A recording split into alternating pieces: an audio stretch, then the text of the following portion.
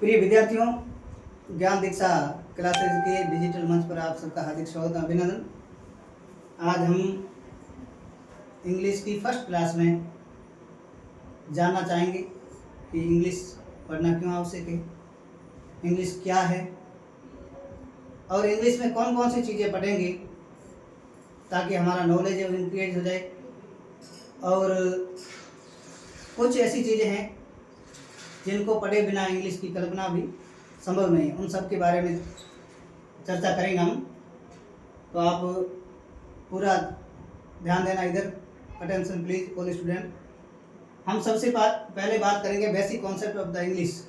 ठीक है, basic concept में क्या क्या पढ़ेंगे मैंने अभी डिस्कस किया है। हमारा टॉपिक है basic concept of English. Okay, हमारा टॉपिक है आज का वो है बेसिक कॉन्सेप्ट इंग्लिश, यानी इंग्लिश क्या है, इंग्लिश को कैसे पढ़ना है, इंग्लिश में क्या क्या पढ़ना है, ये सारी चीज़ें जानेंगे हम। ठीक है, उसमें सबसे पहले हम जानेंगे कि आज तक हम पहले हमारे समय में 6 क्लास से अंग्रेजी लागू हुआ करती थी, हम पूरे मैच्योर हो जाते थे, अंग्रेजी समझ में नहीं आती थी। मगर वर्तमान में क्या है कि तीसरी क्लास से लागू होगी, अभी वर्तमान में शायद प्राइमरी क्लास से भी लागू होगी, फर्स्ट क्लास से अंग्रेजी शायद, है ना। तो धीरे धीरे जैसे जैसे समय बदलता गया तो सरकार ने भी अपने सिस्टम में पूरा बदलाव किया है कि बच्चे को अंग्रेजी एक नीड बन गई है, नेसेसरी है, बनना कंपलसरी है। तो उस स्थिति में उन्होंने फर्स्ट क्लास से ही लागू कर दिया। मगर हम फर्स्ट से लेकर के 12th तक अंग्रेजी पढ़ते हैं, लेकिन कॉलेज में जाते हैं, कॉलेज में क्लास में कोई आकर के अंग्रेजी का स्टूडेंट को सवाल पूछते हैं, प्रोफेसर वगैरह टीचर्स, तो स्टूडेंट ज़्यादातर सिर झुकाए रहते हैं। क्यों? क्योंकि इनको ये बेसिक कॉन्सेप्ट पढ़ाया नहीं जाता। तो सबसे पहले हम बात करेंगे अंग्रेजी क्या है ना। तो इंग्लिश की बात करें तो बच्चों सबसे पहले मैं आपसे पूछना चाहूँगा कि अंग्रेजी है क्या। Anyone student tell me what is English, अंग्रेजी क्या है। तो सबसे पहले हम बच्चों जानेंगे तो इंग्लिश एक लैंग्वेज है। क्या है? लैंग्वेज है। कई बार बच्चों का एक रेस्पॉन्स आता है कि सब्जेक्ट है, सब्जेक्ट नहीं, सब्जेक्ट के तौर पर आपको पढ़ाया जाता है, मगर इंग्लिश क्या है, मैन लैंग्वेज है। क्या है? क्या है बच्चे? लैंग्वेज है, LANGUAGE, लैंग्वेज है ना। अंग्रेजी मूलतः क्या है? लैंग्वेज है। अब ध्यान देने वाली बात यह है कि अंग्रेजी जब लैंग्वेज है तो आपने देखा होगा कि लैंग्वेज बहुत सारी है, अंग्रेजी है, हिंदी है, चाइनीज है, जापानीज है वगैरह है ना। हमें अंग्रेजी ही क्यों आवश्यक है? तो हम बच्चों बात करेंगे इसमें अंग्रेजी है वो कैसी लैंग्वेज है। आगे प्रश्न पूछा जाता है, आगे प्रश्न पूछा जाएगा कि इंग्लिश कैसी लैंग्वेज है, तो आप बताओगे English is an international language. क्या है? N international language. एन क्या है बच्चों? ये आर्टिकल है, आगे हम चर्चा करेंगे कि एन कहाँ पढ़ना है, कैसे पढ़ना है, कहाँ इसका यूज होता है, वो सारी ना। मगर एन इंटरनेशनल लैंग्वेज का मतलब एक अंतर्राष्ट्रीय भाषा है। अंतर्राष्ट्रीय का मतलब हुआ बच्चों कि ये अंग्रेजी है, ये दुनिया के किसी भी कोने में जाकर के आपको अंग्रेजी आती है तो अंग्रेजी के माध्यम से संवाद करोगे तो पढ़ा लिखा आदमी समझ जाएगा।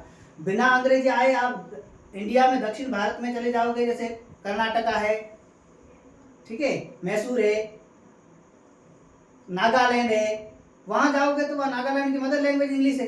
तो आप यहाँ मारवाड़ी में या हिंदी में जाकर के बात करोगे, कुछ मांग लोगे कि मुझे पानी चाहिए, मुझे चाय चाहिए, मुझे कुछ भी चाहिए खाने के लिए या कुछ पहनने के लिए, तो वो समझ नहीं पाएगा। इसलिए वहां जाकर के आपको अंग्रेजी में संवाद करना जरूरी है, बिना अंग्रेजी में किए सामने वाला समझ नहीं पाएगा।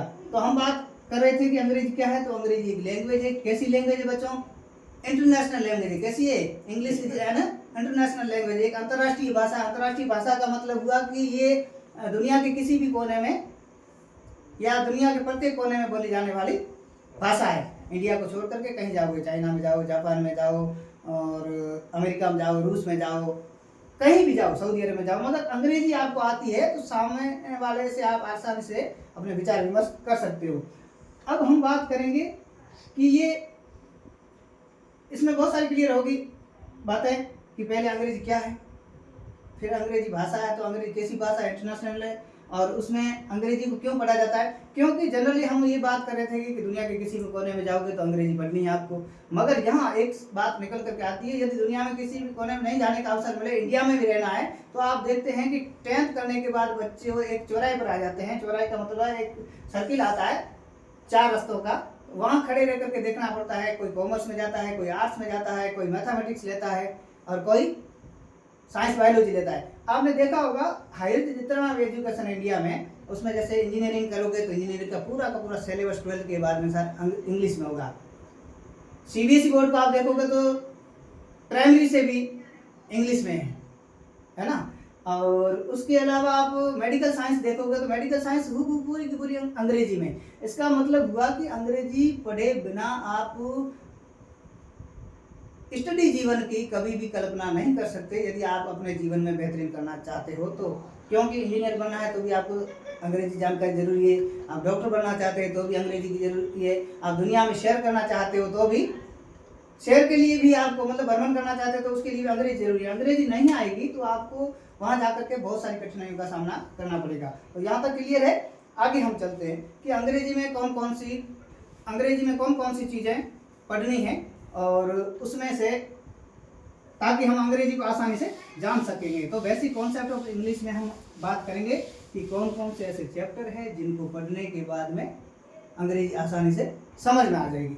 तो सबसे पहले हम बात करेंगे, आपने सुना होगा अल्फाबेट। क्या बच्चे?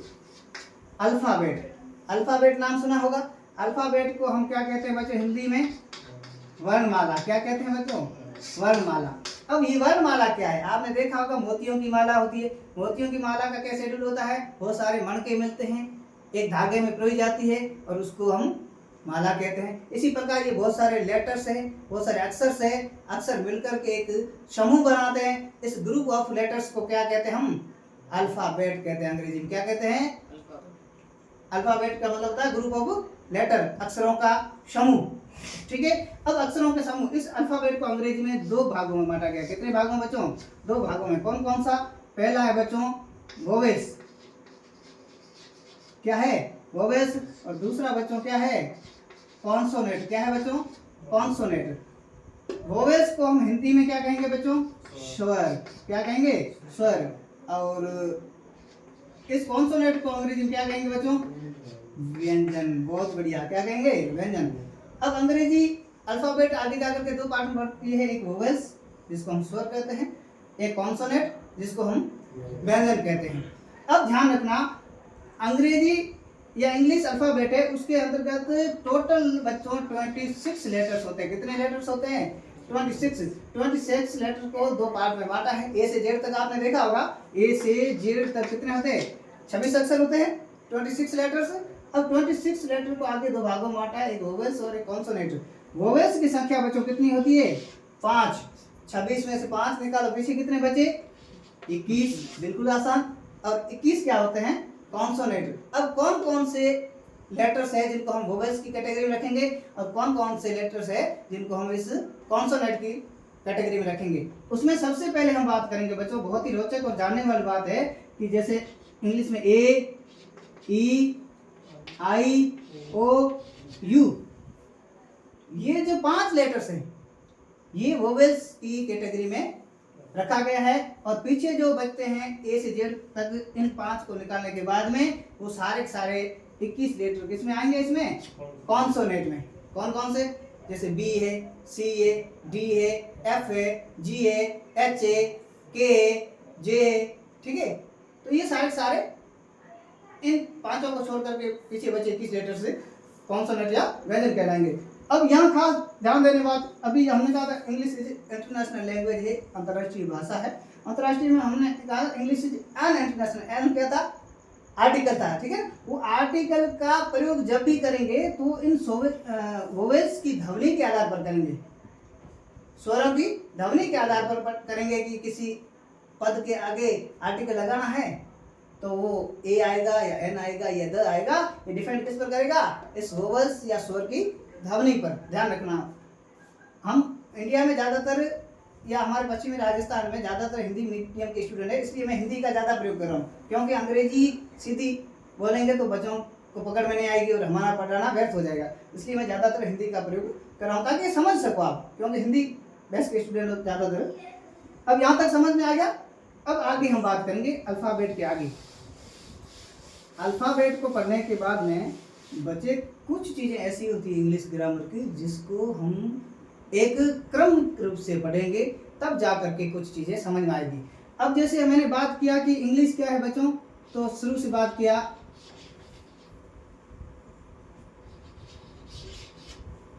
इंग्लिश क्या है, एक लैंग्वेज या क्या है बच्चों, भाषा है। अब जब अंग्रेजी एक भाषा है या लैंग्वेज है, तो लैंग्वेज में किसी भी लैंग्वेज में जा करके देखोगे तो उस लैंग्वेज में दो पार्ट आपको देखने को मिलेंगे। कौन कौन से बच्चों, आइए देखते हैं। पहला पार्ट है वो है ग्रामेटिकल पार्ट। कौन सा है बच्चों, ग्रामेटिकल पार्ट्स या ग्रामर हम कह सकते हैं इसको, ठीक है। और दूसरा पार्ट है वो है बच्चों कंपोजिशन। क्या है बच्चों, कंपोजिशन। दूसरा पार्ट है वो कंपोजिशन, जिसको हम बच्चों हिंदी में क्या कहते हैं, रचना। कभी देखा होगा हिंदी में आपने एक गद्य और एक पद्य। पद्य में क्या होता है, कहानी कविताएं होती है, और गद्य में क्या होता है, कहानियां होती है, ठीक है ना। तो गद्य और पद्य दोनों को मिला करके हम रचना बोलते हैं, या किसी भी चीज के बारे में विस्तृत रूप से व्याख्या करना। इस डस्टर के बारे में विस्तृत रूप से आप 10 पंक्तियां लिख दो, 5 पंक्तियां लिख दो, वो क्या होगी, रचना होगी। और ये रचना आप किसी भी थिंग्स की, any things you can easy write some lines, है ना, जिसके ऊपर कुछ पंक्तियां आप लिख सको, वो आपकी रचना कहलाएगी। रचना किसी भी पेन पर लिखो, लेख डस्टर पर लिखो, या कोई कहानी लिखो, या कोई कविता लिखो, है ना, स्टोरी, पोएम्स वगैरह सारी रचना को पढ़े। और ये रचना तभी कर पाओगे जब आपको इस ग्रामेटिकल पार्ट का बढ़िया से बढ़िया नॉलेज होगा। ग्रामेटिकल पार्ट का आपको नॉलेज नहीं है, आप रचना करने चलोगे, रचना आपकी पूरी नहीं होगी। सीरीज की फूल वाली कहानी आपने पढ़ी होगी 10वीं में, किसी ने पढ़ी है तो इस तरह अधूरी रह जाएगी कहानी आपकी, है ना, तब जब ग्रामेटिकल पार्ट का नॉलेज नहीं होगा। अब ध्यान रखना कि ग्रामेटिकल पार्ट में कौन कौन सी चीजें आपको पढ़नी होगी, ताकि आप लगभग 40 से 60% इंग्लिश है वो आसानी से कैप्चर कर सको। ऐसी कौन कौन सी चीजें हैं, तो उसके बारे में हम चर्चा करेंगे। यहाँ तक क्लियर है, आगे बढ़ते हैं बच्चों। अब ध्यान दो, इंग्लिश में सबसे पहले जो वर्ड आता है वो आता है बच्चों वोकेबुलरी। क्या आता है, वोकेबुलरी। क्या आता है, वोकेबुलरी, या हम इसको डिक्शनरी भी कह सकते हैं ना। क्या कह सकते हैं, डिक्शनरी, जिसको हिंदी में आप बोलोगे तो शब्द और ये कोश, षटकोण वाला शब्दकोश, है ना। इस कोश का मतलब होता है बच्चों भंडार, और शब्द का मतलब होता है शब्दों का, यानी शब्दों के भंडार को ही हम शब्द कहते हैं, शब्दकोश कहते हैं। कौन कौन से शब्दों के भंडार, आप आसानी से इसे समझने की कोशिश करें कि किसी भी चीज को आप देख सकते हो नग्न आंखों से, किसी भी चीज को सुन सकते हो, किसी भी चीज को महसूस कर सकते हो, वो सारी थिंग्स या वो सारी चीजें, वो वस्तुएं जिनको हिंदी और अंग्रेजी में क्या कहते हैं। बाइलिंगुअल चलेगा, अंग्रेजी सीखनी है तो बाइलिंगुअल, हिंदी और अंग्रेजी दोनों का नॉलेज होना जरूरी है, ध्यान रखना। बिना हिंदी का नॉलेज आप हिंदी मीडियम वाले कैप्चर नहीं कर सकते अंग्रेजी, तो बाइलिंगुअल चलना पड़ेगा, हिंदी और अंग्रेजी दोनों में उसका अर्थ पता होना चाहिए, ध्यान रखना ना। तो इसमें आपको डिक्शनरी यानी इन सभी चीजों को हिंदी में क्या कहते हैं, उसका अंग्रेजी मीनिंग क्या है, ये दोनों चीजें आपको आनी है। जैसे ये डस्टर है, ये चौक है, चौक एक इंग्लिश वर्ड है, इसको हम खड़िया मिट्टी बोलते हैं हिंदी में। ये चारपाई है, इसको कोट बोलते हैं। ये टेबल है, इसको हिंदी में हम मेज बोलते हैं। ऐसी तमाम चीजें जिसको आप फील कर सकते हो, देख सकते हो, सुन सकते हो, ये तमाम चीजों को अंग्रेजी और हिंदी में क्या कहते हैं, बाइलिंगुअल आपको नॉलेज होना ही क्या कहलाता है, वोकेबुलरी या डिक्शनरी या शब्दकोश। यानी इन तमाम चीजों का आप आएगा, देख रहे हो, जैसे पेड़ है, कोई है, कुर्सी है, कूलर है, पंखा है, दोनों को बाइलिंगुअल में जानना है, क्या कहलाएगा, शब्दकोश है। तो जितना भी शब्दकोश आपका मजबूत होगा, काफी हद तक अंग्रेजी आपको समझ में आ जाएगी, ठीक है। दूसरा देखो आप बच्चों, दूसरा क्या है, दूसरा यही है कि अब जैसे वर्ब्स, वर्ब्स नाम सुना होगा। आर साइलेंट रहता है, वर्ब क्यों नहीं बोल रहा हूँ, आर हमेशा साइलेंट रहता है, बहुत शांत है आपकी तरह, ध्यान रखना। और इस वर्ब्स को हम हिंदी में क्या कहेंगे बच्चों, क्रियाएं। क्या कहेंगे, क्रियाएं। ये कौन चीज की आगे, ये क्रियाएं। अब ध्यान रखना, अब कई सारे बच्चों के ये डाउट रहता है हमेशा कि कैसे क्रिया, हमें क्या पता चलेगा ये क्रिया है या ये सब्जेक्ट है या ऑब्जेक्ट है, सेंटेंस में कैसे पता करेगा। तो ये बिल्कुल आसान है। आसान कैसे है, बाइलिंगुअल हम पढ़ रहे हैं, अंग्रेजी तो पढ़ रहे हैं लेकिन बाइलिंगुअल पढ़ रहे हैं, हिंदी में भी उसका धीरे धीरे ज्ञान प्राप्त करते करते आगे बढ़ रहे हैं। तो उसमें वर्ब्स का मतलब क्रिया है, और क्रिया को हिंदी में पहचानना है तो उसकी पहचान, मरीज हमेशा डॉक्टर के सामने बैठता है तो डॉक्टर उसकी बीमारी को पहले पहचानता है।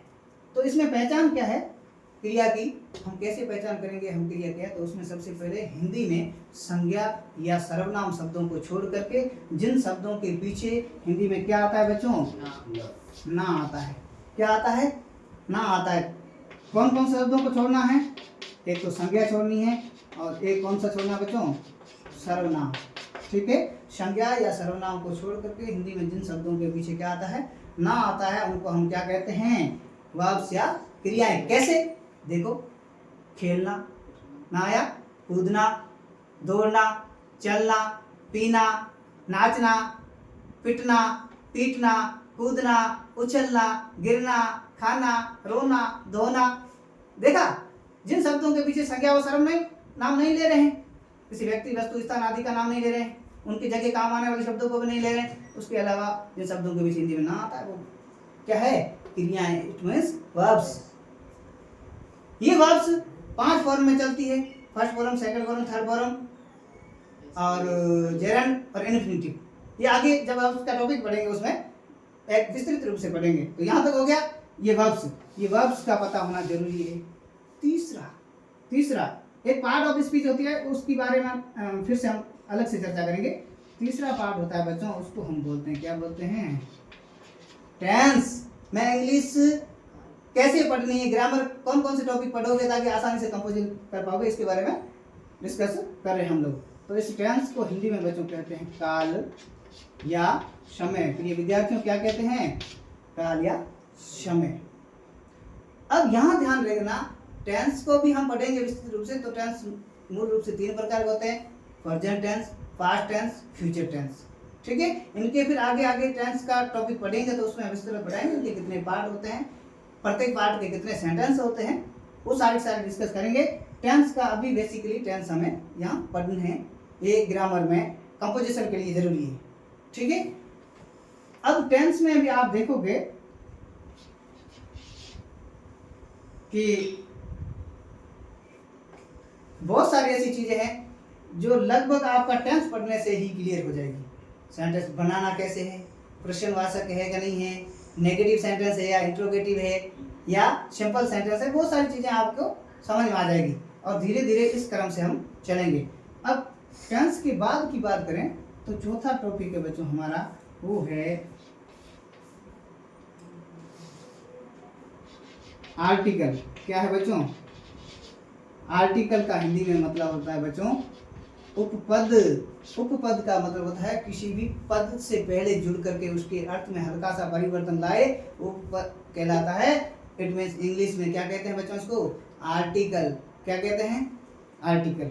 अब आर्टिकल में मैंने देखा अभी an international language eye, doctor, ठीक है, तो ये the moon, the sky, the sun, the Ganga river, बहुत सारी चीजें। तो ए एन और द आर्टिकल, ये आर्टिकल हम आगे आर्टिकल के टॉपिक में विस्तृत रूप से पढ़ने वाले हैं। 5वां जो बच्चों टॉपिक है वो है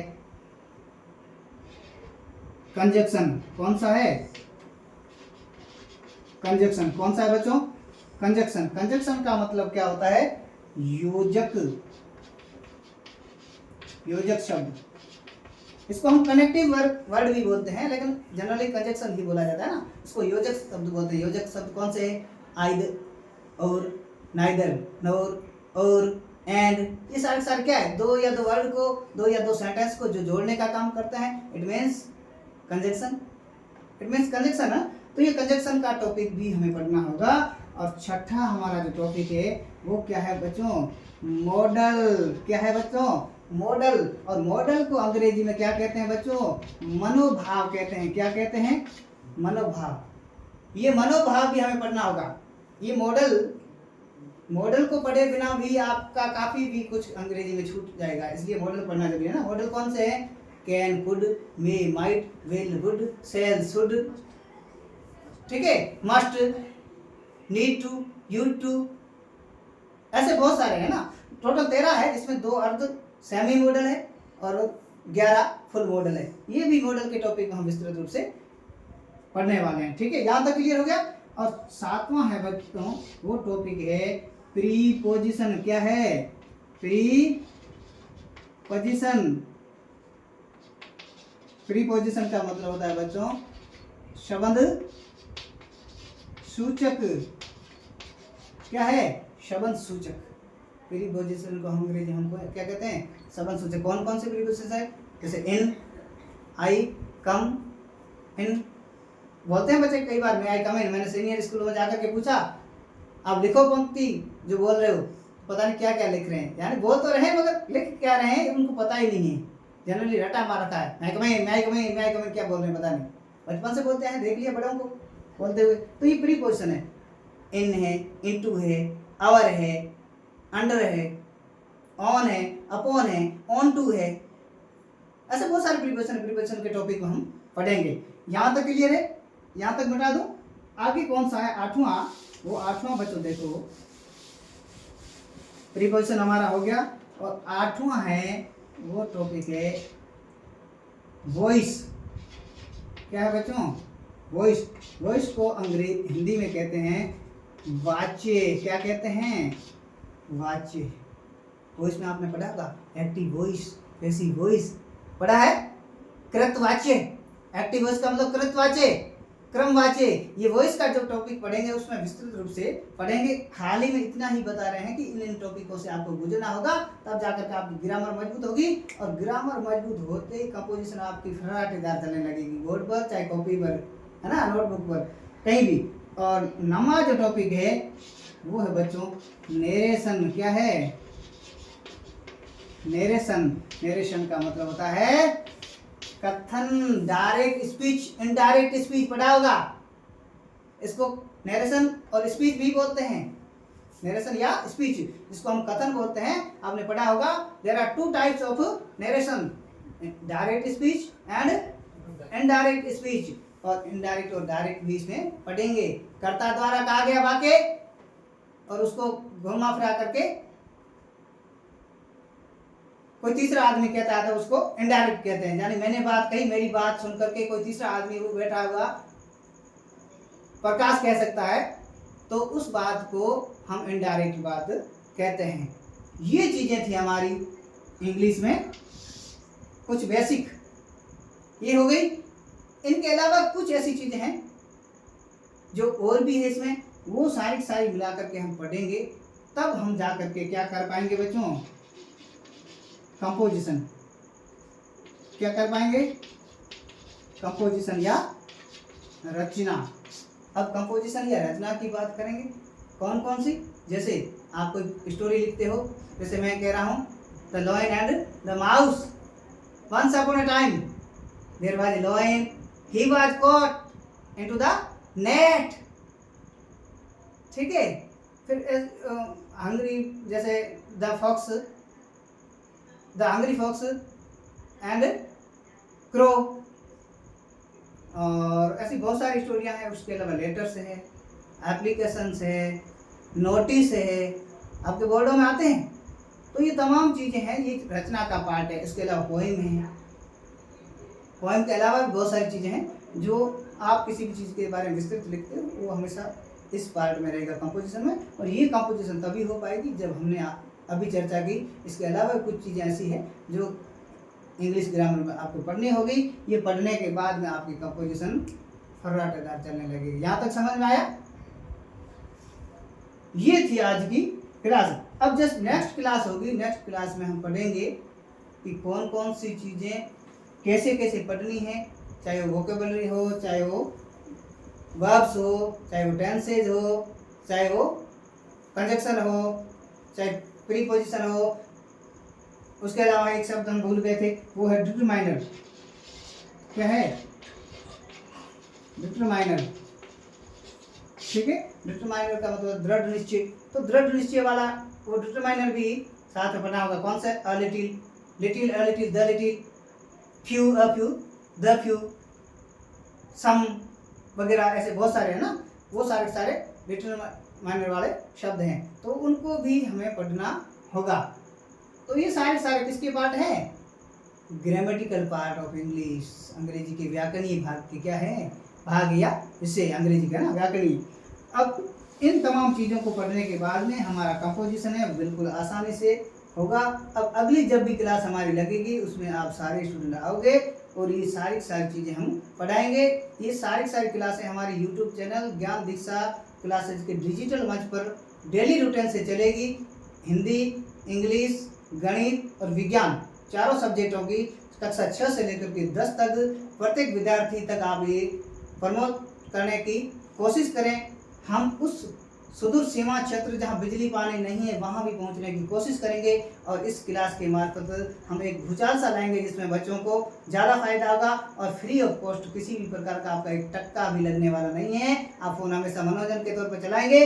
अब आप एक शैक्षणिक यात्रा के अंतर्गत शामिल होकर के इस भारत को और ज़्यादा स्वर्णिम बनाएंगे। इसी आशा और शुभकामनाओं के साथ एक बार पुनः आप सब लोगों का बहुत बहुत धन्यवाद। अब आगे से आगे लोगों को शेयर करें, लोगों को प्रमोट करें, अधिक से अधिक बच्चों को जोड़ने का प्रयास करें। मिलते हैं नेक्स्ट क्लासेज में।